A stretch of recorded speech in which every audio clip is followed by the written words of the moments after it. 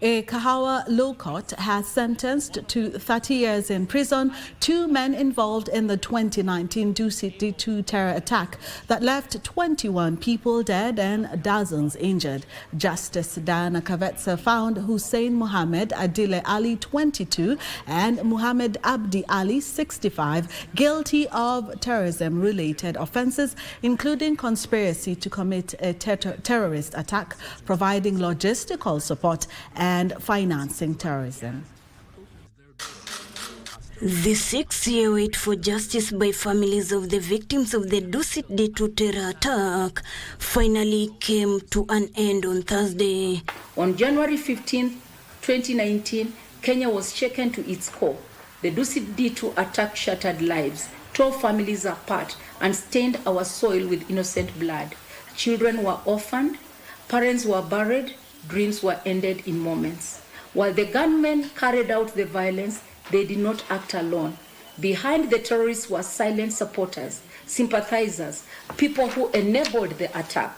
Though not directly involved in the attack, the judge averred the two were critical enablers helping the attackers settle, plan, and carry out the operation in Nairobi undetected. Let this sentence therefore speak not only through the law, but through the sorrow of our wounded people.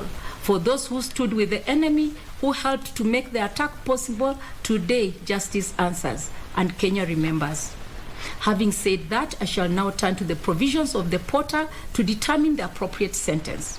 The Office of the Director of Public Prosecution had pleaded with the court to grant them maximum sentences to serve as a lesson and deter against future acts of terrorism.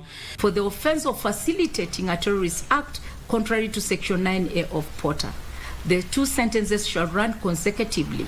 Cumulatively, the first convict shall serve 30 years imprisonment from the date of his arrest. The Dusit D2 complex located on 14 Riverside Drive in Nairobi came under attack on January 15, 2019 in an incident claimed by Somali-based terror group Al-Shabaab. The second convict, Mohamed Abdi Ali, is sentenced to 15 years imprisonment for each of the 14 counts for the offences of facilitating a terrorist act contrary to Section 9A of Porter. The sentences for the 14 counts shall run concurrently. The sentences in D and E above shall run consecutively. That is to say, the second convict shall serve 30 years imprisonment. Ruth Wamboi for Prime Edition.